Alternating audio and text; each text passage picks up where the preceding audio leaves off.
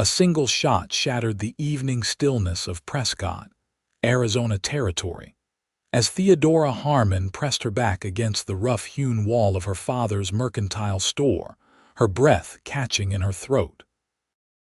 It wasn't the gunfire that frightened her. Such sounds were common enough in 1878, but rather what awaited her inside. Her father's announcement of her betrothal to Jeremiah Blackwell, the wealthiest rancher in Yavapai County, and at 58, a man more than twice her 23 years. The door creaked as Theodora pushed it open, the familiar scent of leather, coffee, and dried goods greeting her. Her father, Samuel Harmon, stood behind the counter, his weathered face creased with worry lines that had only deepened since her mother's passing 3 years prior. Beside him stood Blackwell, tall and imposing, with silver hair and cold gray eyes that assessed her like she was another piece of property to acquire. "There you are, Thea," her father said, using the pet name that normally brought her comfort. "Mr. Blackwell has done us the honor of asking for your hand." Theodora's fingers clutched the fabric of her simple blue dress. "Father, it's settled," Samuel interrupted, his tone leaving no room for discussion. "The wedding will be in 2 weeks' time. Mr. Blackwell has generously offered to settle all our debts." The words hit Theodora like a physical blow. She knew of her father's mounting debts. The drought had been hard on everyone, and the mercantile was struggling, but she had never imagined he would sell her future to save himself. "Mr. Blackwell," she managed, forcing herself to meet his gaze, "this is unexpected." The older man's lips curved into what might have been intended as a smile but seemed more like a predator baring its teeth. "You'll want for nothing, Miss Harmon. My ranch is the finest in the territory." Theodora knew of Blackwell Ranch. Everyone did. Sprawling acres of prime grazing land, a house that rivaled any back east, and rumors of cruelty that followed its owner like a shadow. "I need some air," she whispered, backing toward the door. "Don't wander far," her father called after her. "There's much to discuss." Outside, Theodora gulped the cooling evening air, her mind racing. The town of Prescott was settling into its nighttime rhythm, with lights flickering on in the saloons and the distant sound of a piano drifting up Montezuma Street. She walked blindly, her thoughts a jumble of panic and desperation. She was so distracted that she didn't notice the man until she collided with him, nearly losing her balance. "Whoa there," came a deep voice as strong hands steadied her. "You all right, miss?" Theodora looked up into eyes as blue as the Arizona sky, set in a sun-bronzed face beneath a worn Stetson. She'd seen him around town. Owen Everett, a cowboy who worked as a trail guide and sometimes helped the local ranchers with cattle drives. "Mr. Everett," she said, stepping back and smoothing her dress, "I apologize for my clumsiness." "No harm done," he replied, his expression shifting to concern as he studied her face. "Though you look like you've seen a ghost, Miss Harmon." A hysterical laugh nearly escaped her. "Not a ghost. A future." She hadn't meant to say it, certainly not to this man she barely knew, but the words spilled out anyway. Owen tilted his head, his gaze thoughtful. "Not a future you're keen on, I take it?" "I've been promised to Jeremiah Blackwell," she said, the words tasting bitter on her tongue. His expression darkened immediately. "Blackwell, that's—" he stopped himself, clearly thinking better of what he'd been about to say. "When did this happen? Just now?" "My father—" She trailed off, unwilling to speak ill of her only remaining parent despite his actions. "I understand," Owen said softly. "Your father's store has been struggling." Theodora nodded, surprised at his perception. 2 weeks. That's all the time I've left." Owen removed his hat, running a hand through his sandy brown hair. "Miss Harmon, I don't mean to overstep, but Blackwell isn't known for his kindness, especially to those he considers his property." I'm aware of the rumors, she replied, her voice barely audible. For a moment they stood in silence, the evening breeze stirring the dust at their feet. Then Owen spoke, his voice resolute. I'll help you. If you want to leave, run away. I know the territories better than most. I could guide you somewhere safe. The offer stunned her. Why would you risk yourself for me? We barely know each other. His eyes met hers, sincere and determined. Because no one deserves to be traded away like cattle, especially not to a man like Blackwell. For the first time since hearing her father's announcement, Theodora felt a flicker of hope, but reality quickly doused it. He would find me, and my father. The debts. Owen replaced his hat, his jaw set with determination. Then perhaps there's another way. Will you meet me tomorrow, early before your father opens the store? Theodora hesitated only briefly before nodding. Dawn behind the livery. I'll be there, he promised, tipping his hat before continuing down the street. Theodora watched him go, her heart pounding with a mixture of fear and something else, something that felt dangerously like hope. The next morning arrived with the golden hue that made Arizona's landscape so breathtaking. Theodora slipped out of the small room above the mercantile while her father still slept, her movements silent from years of early rising to help open the store. The streets of Prescott were quiet, with only a few early risers beginning their day. The livery stable cast long shadows in the dawn light. As Theodora approached, she spotted Owen leaning against the rear wall, his tall frame unmistakable even in the dim light. I wasn't certain you'd come, he said as she drew near. Neither was I, she admitted, pulling her shawl tighter around her shoulders against the morning chill. What is this other way you mentioned? Owen straightened, his expression serious. There's an old custom out here in the territories. If a man can prove himself better than another in a fair contest, he can challenge for things of value. Theodora's eyes widened as she realized what he was suggesting. You mean to challenge Mr. Blackwell? For me. For your freedom, Owen corrected gently. Not for you, there's a difference. If I win, you'd be free to make your own choice, that's all. The distinction warmed her heart in a way she hadn't expected. And if you lose, his gaze didn't waver. I don't intend to.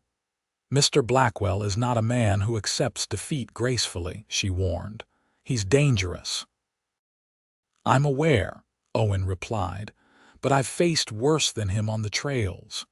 Theodora studied him in the growing light. She didn't know much about Owen Everett beyond town gossip that he'd come to Arizona after the war, that he knew the land better than most natives, that he kept to himself, but was always fair in his dealings. Why would you risk this for me? She asked again, needing to understand. Owen was silent for a moment, seemingly gathering his thoughts. My sister, he finally said, was promised to a man much like Blackwell back in Kansas. She didn't survive the marriage. His voice was steady, but Theodora could hear the pain beneath the words. I wasn't there to help her. But I'm here now and I can help you. The revelation left Theodora speechless. She reached out impulsively, placing her hand on his arm. I'm so sorry about your sister. He nodded once, acknowledging her sympathy. So, will you allow me to challenge him? It's not that simple, she replied, withdrawing her hand. My father's debts are real, without Mr. Blackwell's money. I've thought of that too, Owen said. I've been saving for a piece of land near Oak Creek. It's not Blackwell money, but it might be enough to keep your father afloat until the store recovers. Theodora stared at him in disbelief. You would give up your savings, your future land. Some things matter more, he said simply. The sincerity in his voice made her throat tight with emotion. What kind of challenge did you have in mind? Blackwell prides himself on being the best shot in the county. I figured I'd challenge him to a shooting contest. Are you a good shot? A hint of a smile touched Owen's lips. Good enough. Theodora considered his proposal, weighing the risks against the alternative of becoming Jeremiah Blackwell's wife. "Even if you win, he won't let this go easily." "One problem at a time," Owen replied. "First, we need to make the challenge official. That means doing it publicly, where he can't refuse without losing face."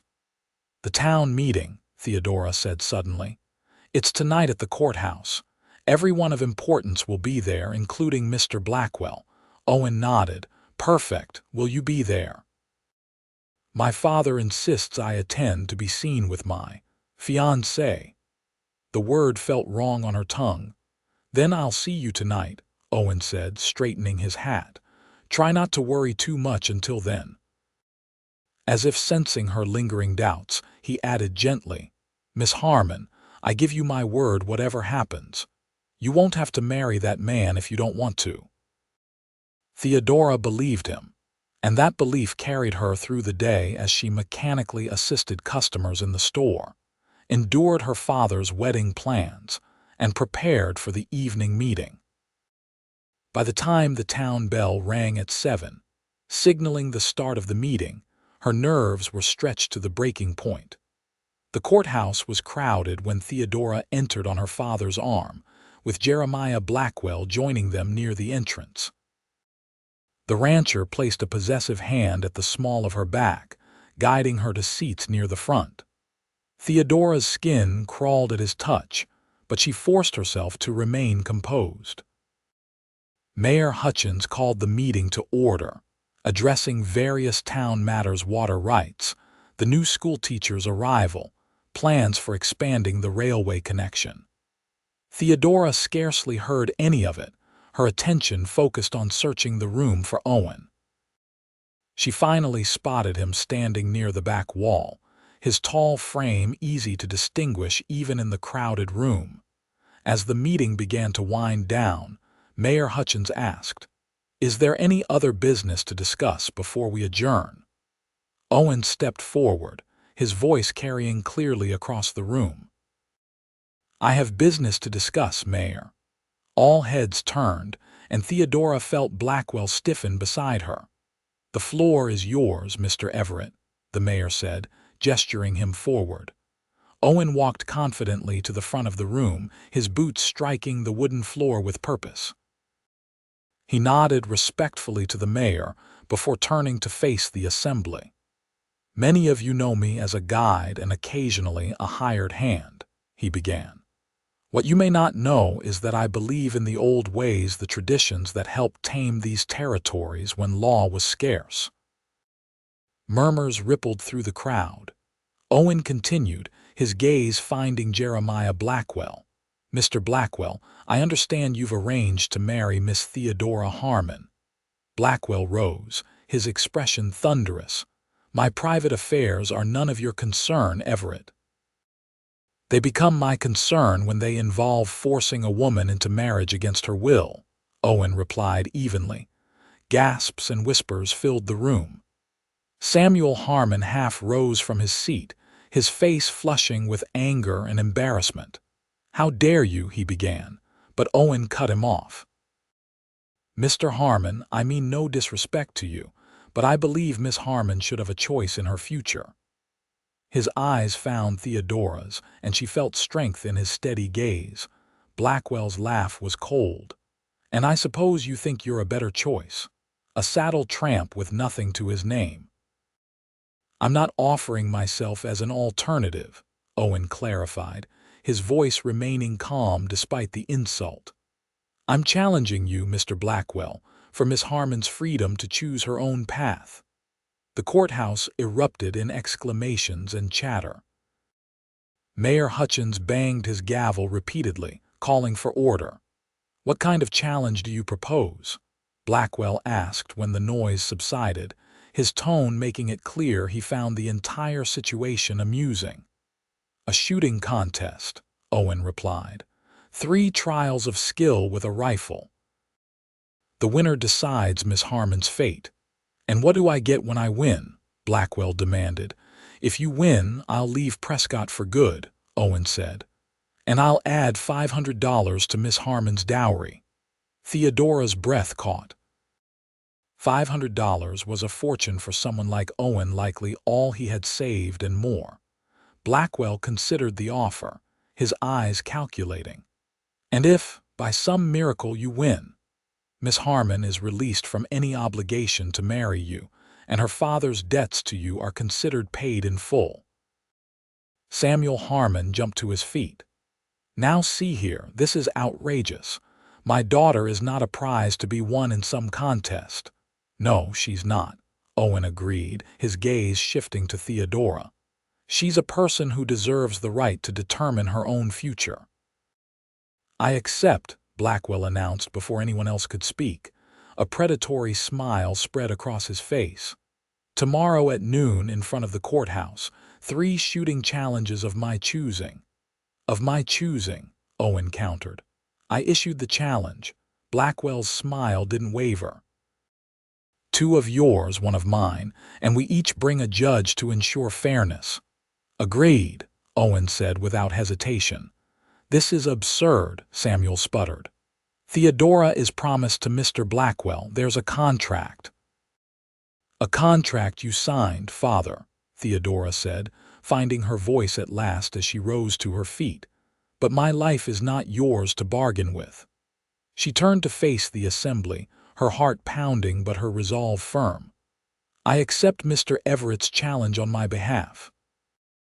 The courthouse exploded with conversation again, but Theodora kept her gaze locked with Owen's, drawing strength from his unwavering confidence. Whatever happened tomorrow, she had taken the first step toward claiming her own destiny. Later that evening, as Theodora helped close the store under her father's stony silence, the door opened to admit Sheriff Mitchell. The lawman's weathered face was grim as he removed his hat. Evening, Sam, he greeted her father. Miss Harmon. He nodded to Theodora. What brings you by so late, Sheriff? Samuel asked, though his tone suggested he already knew. This business with Blackwell and Everett, the sheriff replied, confirming Theodora's suspicion. The whole town's talking about it. Samuel slammed a ledger shut. It's nonsense. Everett has no right to interfere in my family affairs. The sheriff glanced at Theodora, his expression softening slightly. Miss Harmon, would you mind giving your father and me a moment? Anything you have to say can be said in front of my daughter, Samuel insisted. Sheriff Mitchell sighed. All right then. Sam, I've known you since we were both green boys fresh off the wagon train, so I'm speaking as your friend now, not as the sheriff. Are you sure about this arrangement with Blackwell? We had no choice, Samuel replied defensively. The drought hit us hard, and the new general store in Jerome is taking half our business. Blackwell's offer was timely. Blackwell's offer was predatory, the sheriff corrected, and I'm not the only one who thinks so. Theodora watched her father's face redden. So you support this ridiculous challenge? I didn't say that, Mitchell replied, but I will oversee it to ensure it's conducted fairly. And Sam, he paused, choosing his words carefully, if your daughter doesn't want this marriage, forcing her into it won't end well, for anyone. Samuel turned away, his shoulders sagging. What would you have me do? Let the store fail? End up on the street? There are other options, Theodora said quietly. Mr. Everett has offered to help with the debts. Her father spun around. You've been speaking with him, behind my back. I had to, Father. You gave me no choice. The sheriff raised his hands placatingly. Let's all stay calm. The challenge is set for tomorrow. After that, decisions can be made with clearer heads. He replaced his hat. Good evening to you both. After he left, Samuel turned to his daughter, his expression a mixture of anger and hurt. I've only ever wanted what's best for you, Thea, since your mother passed. I know, Theodora interrupted gently. But this isn't it, Father. Mr. Blackwell, he's not a good man. He's a successful man, Samuel argued. He can provide for you in ways I no longer can. At what cost? Theodora asked. My happiness. My freedom. Her father had no answer to that. He simply shook his head and retreated to the back room, leaving Theodora alone with her thoughts and the growing anticipation of what tomorrow would bring. Morning dawned clear and bright, the kind of perfect Arizona day that normally lifted Theodora's spirits. Today, however, her stomach knotted with anxiety as she dressed in her best blue calico dress, the one that matched her eyes, according to her late mother. By 11:30, a crowd had already gathered in front of the courthouse. Word of the challenge had spread like wildfire throughout Prescott, drawing spectators from all corners of town. Theodora arrived with her father, who remained disapproving, but had apparently resigned himself to the day's events. Jeremiah Blackwell stood near the steps, surrounded by several of his ranch hands. He was dressed in an expensive black suit, a silver watch chain gleaming across his vest. When he spotted Theodora, he moved to her side, taking her arm in a grip that was just tight enough to communicate his displeasure. "Your cowboy hasn't arrived," he murmured. "Perhaps he's reconsidered the foolishness of his challenge." "He'll be here," Theodora replied with more confidence than she felt. As if summoned by her faith, the crowd parted to reveal Owen Everett walking toward them. He was dressed simply but neatly in clean denims, a fresh shirt, and his best leather vest. He carried a Winchester rifle that had clearly seen use but was well maintained. Blackwell's smile was cold. "Right on time, Everett, ready to be humiliated." Owen ignored the taunt, tipping his hat to Theodora instead. "Miss Harmon." "Mr. Everett," she replied, her voice steadier than she expected. Sheriff Mitchell stepped forward, raising his hands for quiet. "Folks, we're here to witness a challenge between Mr. Jeremiah Blackwell and Mr. Owen Everett. The terms have been agreed upon by both parties." He glanced at Theodora. "And accepted by Miss Harmon, whose future is at stake." The sheriff continued. "3 shooting challenges, 2 chosen by Mr. Everett, 1 by Mr. Blackwell. Each man has selected a judge." He gestured to 2 men standing nearby. "Dr. Wilson will judge for Mr. Everett and Mr. Perkins for Mr. Blackwell. I'll serve as the 3rd judge to break any ties." Blackwell hefted his own rifle, an expensive model with custom engraving. "Let's get on with it. I have a ranch to run." Owen nodded to Sheriff Mitchell. "First challenge is precision at distance. 10 shots at targets set at 100 yards. Highest score wins." The targets were set up simple wooden boards with concentric circles painted on them. The crowd moved to either side, creating a clear shooting lane down the center of the street. "Mr. Blackwell will shoot first," the sheriff announced. Blackwell stepped up to the designated firing position, raising his rifle with practiced ease. His first shot struck just right of center, drawing approving murmurs from the crowd. His next 9 shots formed a tight grouping, all within or near the inner circles. When he finished, he turned to Owen with a smug smile. "Your turn, trail guide." Owen took his position calmly, checking his rifle one last time before raising it to his shoulder. His breathing slowed visibly as he took aim. His first shot struck dead center, eliciting a few gasps from the onlookers. His remaining shots followed with methodical precision, each one finding the center circle with unerring accuracy. When the judges examined the targets, Dr.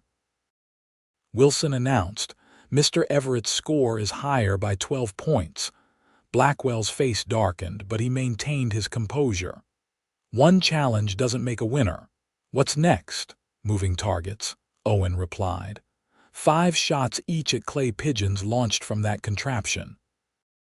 He pointed to a simple machine that the town sometimes used for shooting contests during festivals. This time, Owen went first. The clay discs were launched one by one into the air, and Owen tracked each with smooth movements, shattering all 5 with 5 shots. Blackwell matched him, however, breaking his 5 targets with equal skill.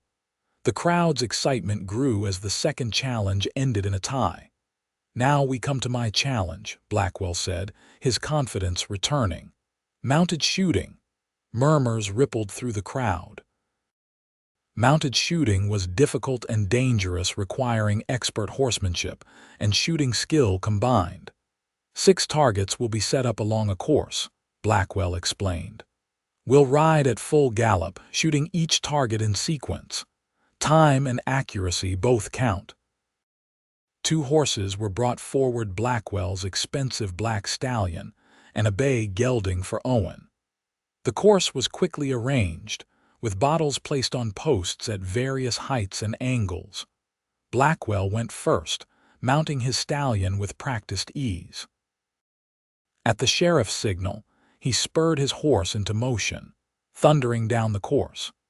His shooting was impressive. 5 of the 6 bottles exploded as his bullets found their marks, and he completed the course in just under 40 seconds. He dismounted to applause, handing the reins to one of his men. "Beat that, Everett." Owen approached the bay gelding, speaking softly to the animal as he checked the saddle and bridle. Theodora found herself holding her breath as he swung into the saddle, settling himself with the easy grace of a man who'd spent most of his life on horseback. The sheriff raised his hand, then dropped it. Owen and the bay shot forward, moving as one. His first shot shattered a bottle, then the second, third, and fourth in quick succession. The 5th bottle was placed at an awkward angle, requiring a difficult twist in the saddle. Owen made the adjustment smoothly, his 5th shot finding its mark. The final target was the most challenging, placed high on a post and partially obscured by a hanging cloth that simulated poor visibility. Owen slowed his horse slightly, taking an extra second to aim. His final shot rang out, and the bottle exploded into fragments. The crowd erupted in cheers as Owen completed the course. Dr. Wilson conferred briefly with Sheriff Mitchell and Mr. Perkins before the sheriff stepped forward. "Mr. Everett completed the course in 42 seconds, 2 seconds slower than Mr. Blackwell," he announced. Blackwell's supporters began to cheer, but the sheriff raised his hand. However, Mr. Everett hit all 6 targets while Mr. Blackwell hit only 5. The judges award this round to Mr. Everett. For a moment, Blackwell stood frozen, his face a mask of disbelief. Then fury overtook his features. "This is rigged," he shouted. "I demand another challenge." "The terms were 3 challenges," Sheriff Mitchell replied firmly. "Mr. Everett has won 2 of the 3. The contest is decided." Theodora felt a wave of relief wash over her, so powerful that her knees nearly buckled. She was free from Blackwell, free to choose her own path. She looked to Owen, who was dismounting from the bay, his expression carefully neutral despite his victory. Blackwell suddenly strode toward Theodora, grabbing her arm. "This changes nothing. Your father signed a contract predicated on false pretenses," came a new voice. Judge Hamilton, the circuit judge who happened to be in town for court sessions, stepped forward from the crowd. "I've heard troubling accounts of how this agreement came about, Mr. Blackwell. I believe there are grounds to consider it null and void." Blackwell released Theodora's arm as if burned. His gaze swept the crowd, noting the disapproving looks directed his way. His reputation in Prescott was important to his business dealings, and he was cunning enough to recognize when a battle was lost. "Keep the girl," he spat, his gaze shifting between Owen and Theodora. "But don't think this is over, Everett. Not by a long shot." He turned to Samuel Harmon. "As for you, your debt comes due in full next week. Be ready to pay or lose everything." With that, he stalked to his horse, mounted, and rode away, his men following close behind. As the crowd began to disperse, Owen approached Theodora and her father. "Miss Harmon," he said softly. "Are you all right?" "Yes," she replied, her voice steadier than she expected. "Thank you, Mr. Everett. I don't know how I can ever repay you." "There's nothing to repay," he assured her. "I only did what any decent man would do." Samuel Harmon cleared his throat awkwardly. "Mr. Everett, I may have misjudged you." He glanced at his daughter, then back to Owen. "But Blackwell wasn't bluffing about calling in our debt without his money." "I meant what I said about helping with that," Owen replied. "I have $500 saved. It's yours if it will help keep the store afloat." Samuel stared at him in disbelief. "Why would you do that? You've won nothing for yourself today." Owen's gaze shifted briefly to Theodora. "Some victories aren't about what you gain, but what you prevent." The sincerity in his voice touched something deep within Theodora. This man, this cowboy she barely knew, had risked everything to give her a chance at freedom, expecting nothing in return. "Father," she said, making a sudden decision, "perhaps Mr. Everett could join us for supper this evening to discuss arrangements." Samuel hesitated, then nodded. "Yes, of course. Mr. Everett, would you join us at 7? "I'd be honored," Owen replied, his eyes still on Theodora. As they walked back toward the mercantile, Theodora felt lighter than she had in weeks. The future that had seemed so grimly certain now held possibilities she hadn't dared to imagine. And though she barely knew Owen Everett, something told her he would feature prominently in whatever path she chose next. That evening, Theodora took special care with the simple supper she prepared: venison stew, fresh bread, and apple pie for dessert. The small apartment above the mercantile wasn't fancy, but she'd set the table with her mother's good tablecloth and the china they usually reserved for Christmas. At 7 precisely, there was a knock at the door. Samuel opened it to find Owen standing there, freshly shaved and wearing a clean shirt with his usual denims. He'd brought a small bunch of wildflowers, which he presented to Theodora with a touch of shyness that she found endearing. "Thank you," she said, arranging them in a jar of water. "They're beautiful." The meal began somewhat awkwardly, with Samuel questioning Owen about his background and experiences. As the conversation flowed, Theodora learned that Owen had grown up in Kansas, fought briefly in the war's final year despite being underage, and had spent the last 12 years working his way west, taking whatever honest work he could find. "I guided wagon trains for a while," he explained, "then worked cattle drives. Spent some time mining in Colorado, but I didn't take to being underground all day." "And what brought you to Prescott?" Samuel asked. "The land," Owen replied simply. "There's something about Arizona that gets under your skin. I've been saving to buy a parcel near Oak Creek, good water, decent grazing, and some of the most beautiful country God ever made." Theodora watched him as he spoke, noting how his face lit up when he described the land he hoped to claim. She found herself wanting to see it through his eyes. As they finished the meal, the conversation turned to more immediate concerns. "Mr. Harmon," Owen said, "I meant what I said about helping with the debt to Blackwell. I have the 500 with me." He reached into his vest pocket and withdrew a small canvas pouch. Samuel looked uncomfortable. "Mr. Everett, while I appreciate the offer, I can't in good conscience take your savings, especially not money you've been setting aside for your future." "Consider it an investment, then," Owen suggested. "In your store." Theodora saw her opening. "What if it was an investment?" she asked, looking between the two men. "Father, we've discussed expanding the mercantile, adding more supplies for ranchers, maybe a proper catalog ordering system like they have back east." Samuel nodded slowly. "We have discussed that, but we've never had the capital." "Now we could," Theodora continued, warming to her idea. "With Mr. Everett as a business partner. His investment could help us expand, and his knowledge of what ranchers and trail guides need would be invaluable." Owen looked surprised by the suggestion, but not displeased. I don't know much about running a store, but I do know what men like me need out here." Samuel stroked his beard thoughtfully. "It's not a bad idea, actually. The Jerome store is taking our business because they cater to the miners. We could focus on the ranching trade." He looked at Owen with new respect. "Would you consider it a formal business partnership?" "I would," Owen replied, "on one condition." "What's that?" Samuel asked. Owen's gaze shifted to Theodora. "That Miss Harmon has an equal say in the business decisions. It's clear she has a good head for commerce." Warmth spread through Theodora's chest at his words. Her father had always valued her help in the store but had never explicitly acknowledged her business acumen. Samuel looked between them, something like understanding dawning in his eyes.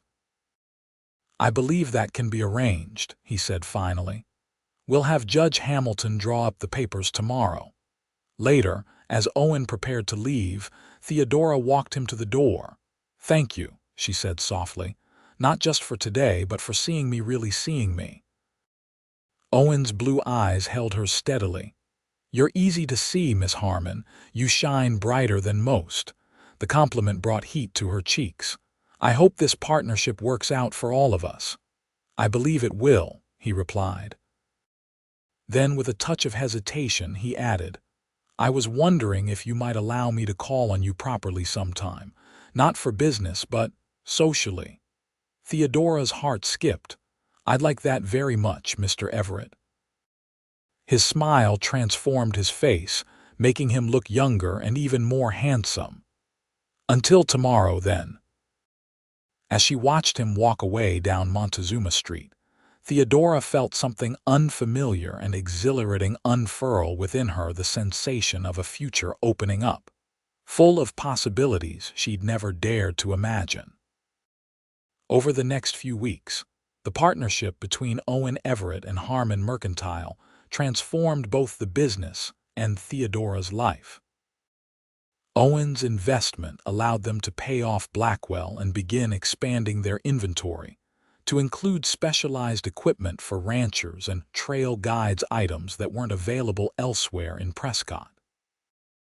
Owen proved to have a natural talent for business, despite his initial modesty about his abilities. He knew exactly what items would appeal to the cowboys and ranchers, and his friendly manner brought in customers who might otherwise have shopped elsewhere. More importantly to Theodora, he began courting her properly, taking her on buggy rides through the countryside, escorting her to church on Sundays, and occasionally bringing her wildflowers or small treasures he found on his rides outside town. Their conversations ranged from practical discussions about the store to deeper exchanges about their hopes and dreams. Owen told her more about his sister, Emma, whose unhappy marriage and subsequent death had affected him so profoundly. Theodora shared stories of her mother, whose gentle strength had shaped her own character. "She would have liked you," Theodora told Owen one evening as they sat on the Mercantile's back porch, watching the sunset paint the distant mountains in shades of gold and purple. "I hope so," Owen replied, his hand finding hers in the gathering dusk. "I find myself increasingly concerned with what the Harmon women think of me." His touch sent warmth spiraling through her, a now familiar sensation whenever they were close. Over these weeks, Theodora had come to recognize the feeling for what it was, the beginnings of love, as surprising and inevitable as the Arizona sunrise. Not everyone in Prescott was pleased with this development, however. Jeremiah Blackwell had retreated to his ranch after the shooting contest, but rumors circulated that he was biding his time, looking for an opportunity to retaliate against Owen and the Harmons. "We should be careful," Samuel warned one morning as they prepared to open the store. "Blackwell has a long memory and a vindictive streak. He won't try anything in town," Owen replied, helping Theodora stock a new shelf of ranching supplies. "Too many witnesses, but you're right, we should stay alert." Despite the lingering threat, business flourished. The expanded inventory drew customers from surrounding ranches and even from neighboring towns. Samuel began talking about hiring additional help, perhaps even opening a second location in time. One afternoon in late autumn, as golden cottonwood leaves drifted past the store windows, Owen asked Theodora to accompany him on a ride the following day. "There's something I want to show you," he said, his expression both excited and nervous. "It's a bit of a journey. We'd need to leave at dawn and wouldn't be back until evening." "I'd love to," Theodora replied, curious about what could prompt such a request. The next morning, Owen arrived with 2 horses, his own bay gelding and a gentle mare for Theodora. They rode east out of Prescott, the morning air crisp with the promise of winter but the sun warm on their backs. Theodora wore her riding skirt and a warm jacket, her hair braided and tucked beneath a wide-brimmed hat. As they rode, the landscape changed from the pine forests surrounding Prescott to more open country, with spectacular red rock formations rising in the distance. By midday, they had entered a verdant valley, where a clear creek wound through meadows bordered by cottonwoods and willows. "This is Oak Creek," Owen said as they paused to rest the horses and eat the lunch Theodora had packed. "What do you think?" Theodora gazed around in wonder. The valley was sheltered by dramatic red cliffs on one side and rolling hills on the other. The creek bubbled merrily over stones and birds called from the trees. "It's the most beautiful place I've ever seen," she said honestly, "like something from a painting." Owen's smile was radiant. "Come on, there's more I want to show you." They rode another mile along the creek until they came to a natural clearing where the valley widened. A small, rough cabin stood near the creek, with the beginnings of a corral nearby. "Is this?" Theodora began, realization dawning. "My land," Owen confirmed, dismounting and helping her down from her mare. 160 acres filed under the Homestead Act. I've been working on it whenever I can get away from town." He led her to the cabin, pushing open the simple door. Inside was basic but clean: a stone fireplace, a table with 2 chairs, shelves for supplies, and a bed frame without a mattress. "It's not much yet," he said, suddenly seeming uncertain. "But I've been adding to it bit by bit. The roof doesn't leak anymore and the fireplace draws well."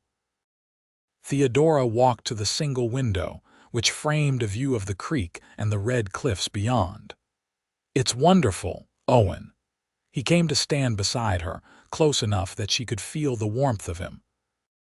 "Theodora," he said softly, using her full name rather than the customary Miss Harmon for the first time. "I brought you here because I wanted you to see it before I asked." Her heart began to race as he took her hands in his. "Asked what?" she whispered, though she already had known, perhaps, since that first evening after the shooting contest. Owen's blue eyes held hers, sincere and hopeful. "I love you, Theodora Harmon. These past weeks have been the happiest of my life. I know it's soon, and I know this place isn't anything like what you're used to in town," but he took a deep breath. "Would you consider becoming my wife, building a life with me here and in Prescott?" Joy welled up inside her, so intense it brought tears to her eyes. "Yes," she said without hesitation. "Yes, Owen, I will marry you." His smile was brilliant as he pulled her into his arms, holding her as if she were the most precious thing in the world. When he lowered his head to kiss her, Theodora met him halfway, her heart soaring with the certainty that she had found exactly where she belonged. Their moment of perfect happiness was interrupted by the distant sound of hoofbeats, several horses, approaching fast. Owen pulled back, his expression shifting from joy to concern in an instant. "Stay here," he said, moving to the door and peering out, his body tensed. "It's Blackwell, and he's not alone." Theodora joined him at the door, her happiness giving way to apprehension. Jeremiah Blackwell was approaching on his black stallion, flanked by 4 of his ranch hands. All were armed. "Well, well," Blackwell called as they drew closer. "What a surprise finding you two out here, all alone." Owen stepped outside, positioning himself in front of Theodora. "This is private property, Blackwell. You're trespassing." Blackwell dismounted, his movements deliberately casual. "Private property? You mean this worthless patch of dirt you've been squatting on?" He looked around with exaggerated disdain. "Hardly seems worth the effort. What do you want?" Owen asked, his voice level despite the tension evident in his stance. "Just passing through," Blackwell replied, though his cold smile belied the innocent words. "Happened to see your horses. Thought I'd pay my respects to the happy couple." His gaze shifted to Theodora. "You're looking well, Miss Harmon. Better than you deserve, considering how you humiliated me in front of the entire town." "That was your own doing," Theodora replied, finding courage in Owen's steady presence beside her. "You tried to buy me like cattle." Blackwell's smile vanished. "You think you're so much better than me, don't you, both of you?" His hand drifted toward his holstered pistol. "But out here, there's no sheriff to intervene, no crowd to impress, just us." Owen tensed, his own hand hovering near his gun. "You don't want to do this, Blackwell. Whatever happened in town is between you and me. Miss Harmon has nothing to do with it." "She has everything to do with it," Blackwell snarled. "She made a fool of me. And now you think you can just ride off into the sunset with her," he laughed, a harsh sound without humor.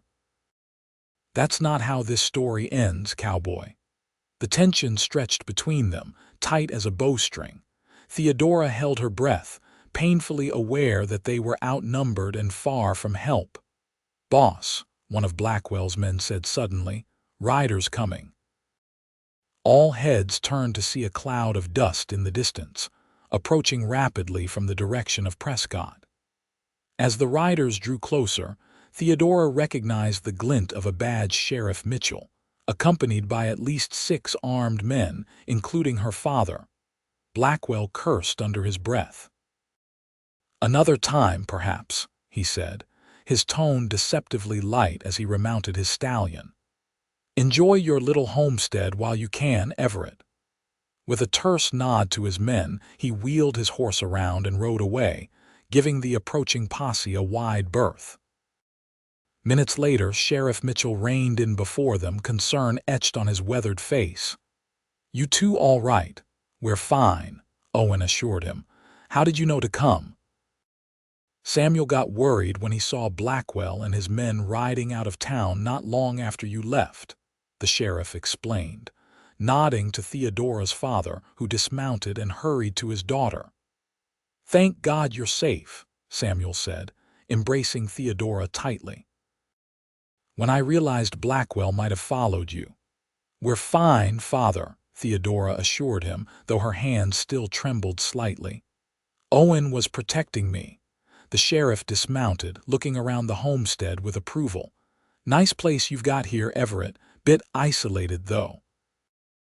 Makes for a tempting target if someone's holding a grudge." "I'm aware," Owen replied grimly, "but I won't be intimidated off my land." "Nor should you be," the sheriff agreed. "But perhaps it's time we dealt with Blackwell more permanently. This isn't the first complaint I've had about him threatening folks." As the men discussed what could be done about Blackwell legally, Theodora walked a few paces away, needing a moment to collect her thoughts. The day had brought both the greatest happiness and the most terrifying confrontation of her life. Owen joined her shortly, concern in his eyes. "Are you all right? I'm sorry our day was ruined." Theodora shook her head. "It wasn't ruined. Nothing could ruin the fact that we're engaged." She smiled up at him. "Though I think Father might be a bit surprised when we tell him," Owen chuckled. "Actually, I asked his permission last week. He gave us his blessing." "You did?" Theodora was touched by his adherence to tradition, even as she appreciated how he had always treated her as an equal. Then we should tell him now, give him something good to focus on after all this worry. They shared the news with Samuel and Sheriff Mitchell, receiving warm congratulations from both men. The sheriff insisted on escorting them all back to Prescott, unwilling to risk another encounter with Blackwell and his men.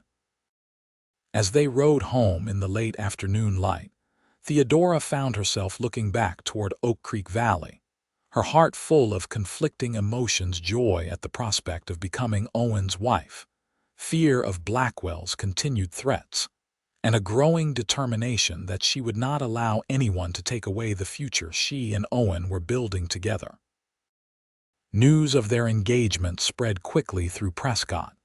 Most townspeople were supportive, especially those who had witnessed the shooting contest and understood the circumstances that had brought Owen and Theodora together.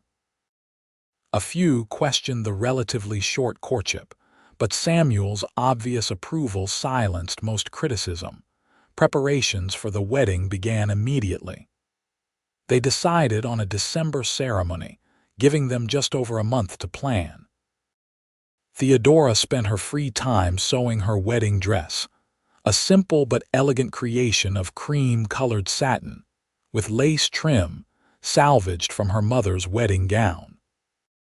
Meanwhile, Owen divided his time between the mercantile in Prescott and his homestead in Oak Creek Valley, working tirelessly to make the cabin more suitable for married life.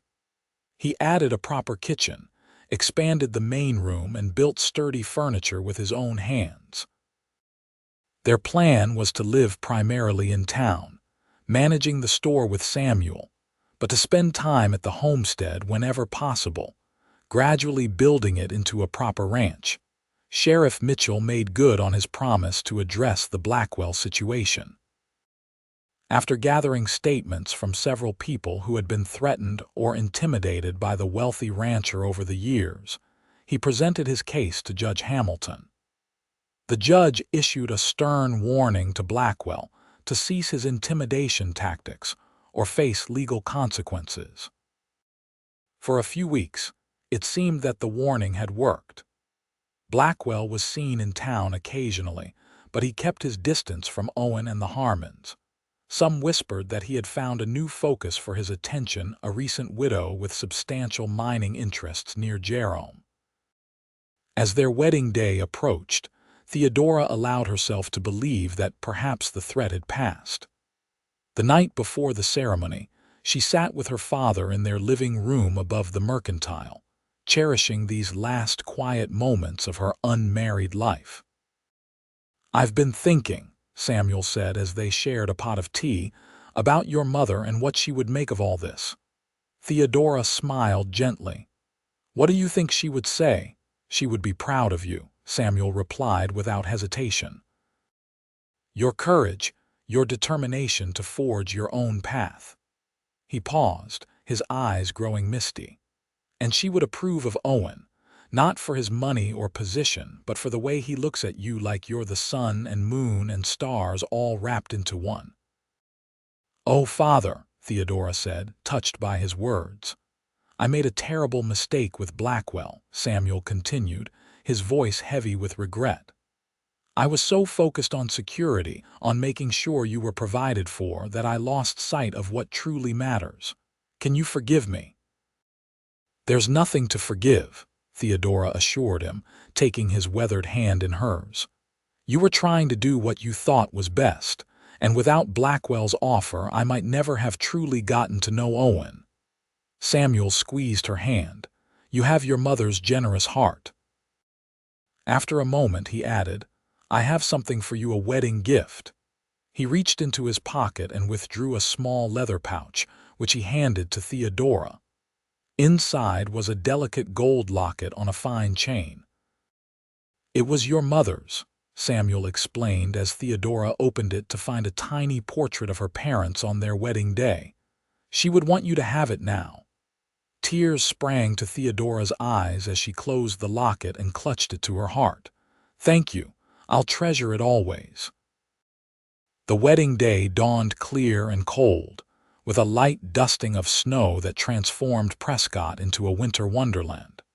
The church was decorated with evergreen boughs and red ribbons, and filled to capacity with townspeople eager to witness the union.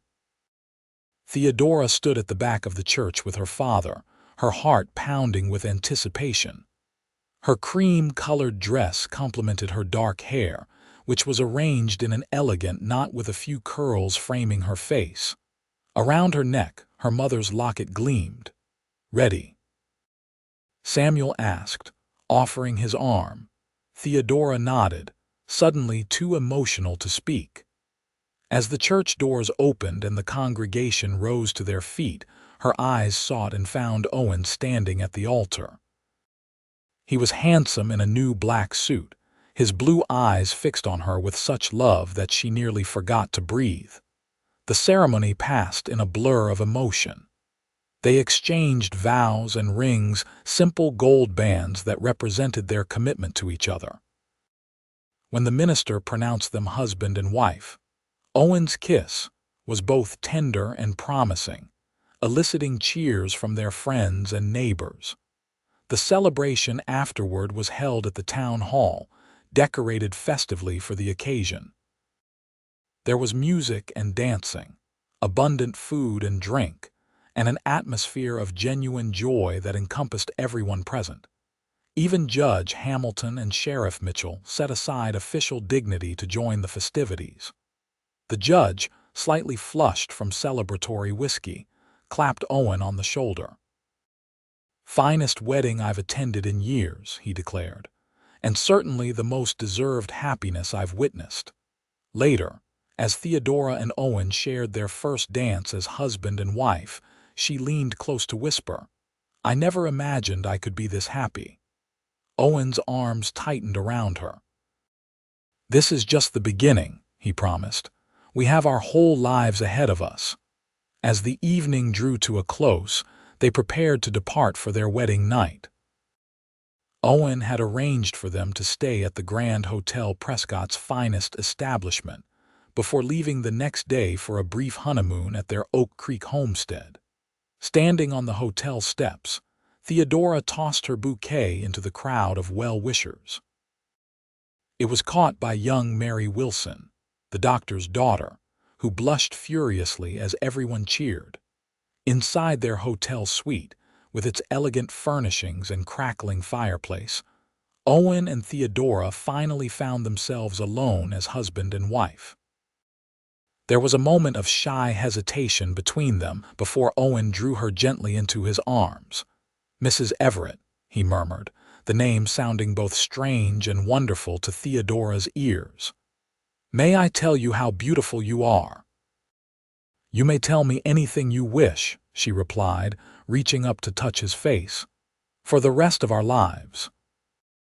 Their kiss deepened, and as they came together as husband and wife for the first time, Theodora knew with absolute certainty that the path she had chosen, the man she had chosen, was exactly right. The weeks following their wedding were filled with adjustment and discovery as they settled into married life. They divided their time between their apartment above the Mercantile and their homestead in Oak Creek Valley, gradually transforming the latter into a proper home. Business at the store continued to flourish. Owen's contacts among the ranchers and trail guides brought in new customers, while Theodora's organizational skills and eye for merchandising improved the store's efficiency and appeal. Samuel, freed from the constant worry of financial ruin, found renewed enjoyment in the business he had built. Spring arrived early that year, painting the Arizona landscape with wildflowers and fresh green growth. On a warm April evening, as they sat on the porch of their Oak Creek cabin watching the sunset paint the red rocks, Owen turned to Theodora with a thoughtful expression. "I've been thinking," he said, taking her hand. "What would you say to expanding our operations here at the homestead?" Not just a retreat, but a working ranch, Theodora considered the idea. "It would mean dividing our time more between here and town." "True," Owen acknowledged. But with your father handling the store most days, and perhaps hiring a manager to help him, we could build something here that would be ours completely. The prospect was exciting. Though Theodora loved the mercantile, there was something special about this valley that had captured her heart. What kind of ranch are you envisioning? Owen's enthusiasm grew as he outlined his vision. Something modest to start a small herd of cattle, maybe some horses for breeding. The water rights are solid, and there's good grazing land. Eventually, we might even build a proper house on that rise overlooking the creek. As he spoke, Theodora could see it all: a thriving ranch, a beautiful home, perhaps children playing by the creek. The future stretched before them, full of possibility. I think it's a wonderful idea, she said finally, though I would miss town life sometimes. We'll keep our place above the store, Owen assured her. The best of both worlds. Their plans took on new urgency a month later when Theodora discovered she was expecting their first child. The news filled them both with joy and a sense of purpose. Owen redoubled his efforts at the homestead, beginning construction on a larger, more comfortable house that would be ready before the baby's arrival in winter. Samuel was ecstatic at the prospect of becoming a grandfather. Your mother would be so pleased, he told Theodora, his eyes misty. A new generation of Harmons, well, Everetts now. Life seemed perfect, but the shadow of Jeremiah Blackwell had not entirely disappeared from their lives. Though he had maintained his distance since their wedding, rumors occasionally reached them of his continued bitterness. He had not married the widow from Jerome as some had speculated. Instead, he seemed to be withdrawing more and more to his ranch, becoming increasingly reclusive and, according to some accounts, unpredictable. Should we be concerned? Theodora asked Sheriff Mitchell one day when he stopped by the mercantile. The lawman considered her question carefully. I keep an eye on him, he said finally. He hasn't broken any laws lately, but a man with that much anger doesn't just let it go. Stay vigilant, especially out at your homestead.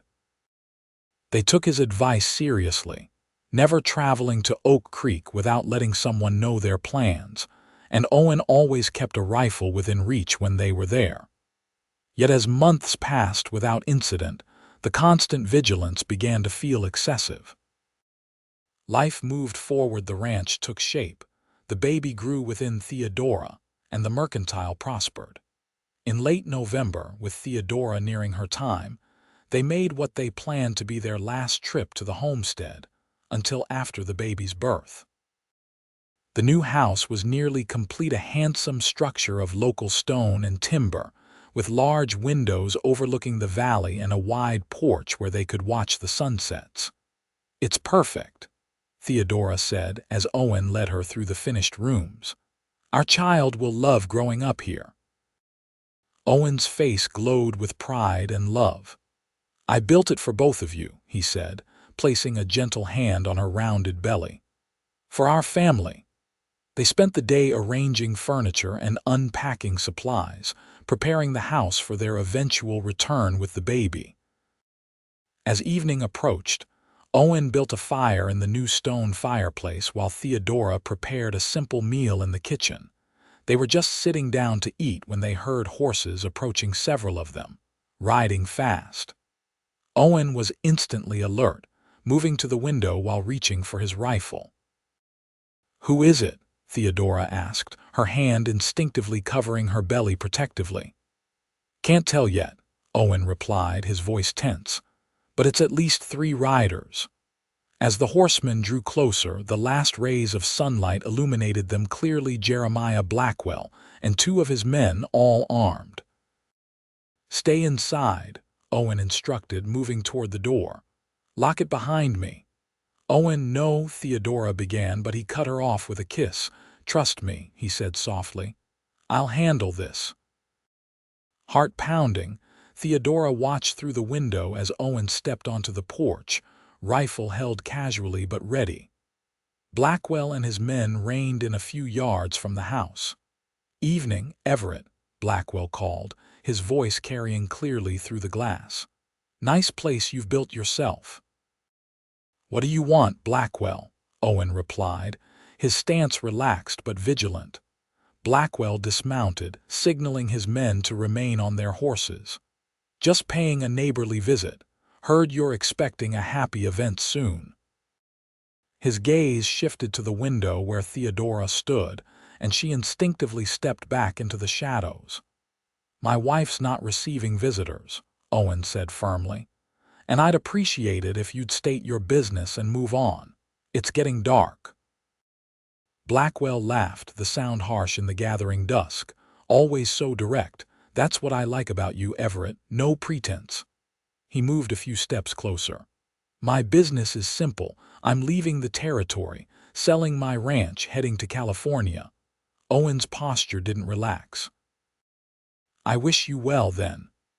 But before I go," Blackwell continued as if Owen hadn't spoken, "I wanted to clear the air between us. No sense carrying old grudges to new places." "Consider them cleared," Owen replied. "Safe travels." Blackwell smiled thinly. "Not quite that simple. You see, I've spent months thinking about how you humiliated me, took what was mine, made me a laughingstock in Prescott." His hand drifted toward his holster. "I decided I couldn't leave without settling that debt." Everything happened so quickly that later, Theodora could never be entirely sure of the sequence of events. Blackwell went for his gun. Owen raised his rifle. Both men fired simultaneously. Blackwell staggered backwards as Owen dropped to one knee, still aiming. The two ranch hands, seeing their employer fall, reached for their own weapons. Owen fired twice more in rapid succession. One man clutched his arm, crying out in pain. The other was thrown from his horse as the animal reared in panic. In the sudden silence that followed, Theodora rushed outside, heedless of the potential danger. Owen was still kneeling, his rifle trained on the remaining conscious ranch hand. "Don't move," he ordered the man who raised his uninjured arm in surrender. "Owen," Theodora cried, reaching his side. "Are you hurt?" "Just winded," he assured her, though his voice was strained. "Bullet hit my shoulder, but I don't think it's bad." Blackwell lay motionless on the ground, a dark stain spreading across his chest. The ranch hand who had fallen from his horse was groaning, trying to sit up. "Theodora," Owen said urgently, "ride to the nearest ranch, the Johnsons, about 3 miles east. Get help. Tell them to bring the sheriff." "I can't leave you," she protested. "You must," he insisted. "I can handle these two until help arrives, but Blackwell needs a doctor if he's going to survive, and I can't leave them to get help myself." Understanding the gravity of the situation, Theodora nodded. Despite her advanced pregnancy, she was still an accomplished rider. She hurried to the stable, saddled her mare as quickly as possible, and rode east toward the Johnson ranch, her heart pounding with fear for Owen and their unborn child. The ride seemed endless, though it couldn't have been more than 30 minutes. The Johnsons responded immediately to her breathless explanation, Mr. Johnson and his 2 grown sons grabbing rifles and mounting up, while Mrs. Johnson insisted Theodora remain at their ranch. "No," Theodora said firmly. "My husband needs me. But please, send someone to Prescott for the sheriff and the doctor." Respecting her determination, the Johnsons agreed. Their youngest son rode toward town while Mr. Johnson, his older sons, and Theodora returned to the Everett homestead. They found Owen exactly as she had left him, still covering the 2 ranch hands with his rifle. Blackwell hadn't moved, and Owen's face was pale with pain and blood loss. With the Johnson men securing the ranch hands, Theodora could finally tend to her husband. His left shoulder was bleeding steadily, the bullet having passed clean through the muscle. "It looks worse than it is," Owen assured her as she cleaned and bandaged the wound with supplies from their medical kit. "I've had worse from breaking wild horses."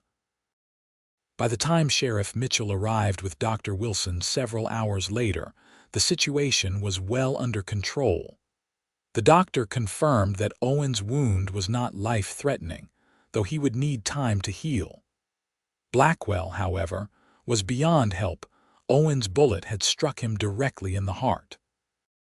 "It was self-defense, clear as day," Sheriff Mitchell declared after taking statements from everyone present, including the subdued ranch hands. "Blackwell came looking for trouble and found more than he bargained for." The ranch hands, neither of whom had been seriously injured, were released with a warning.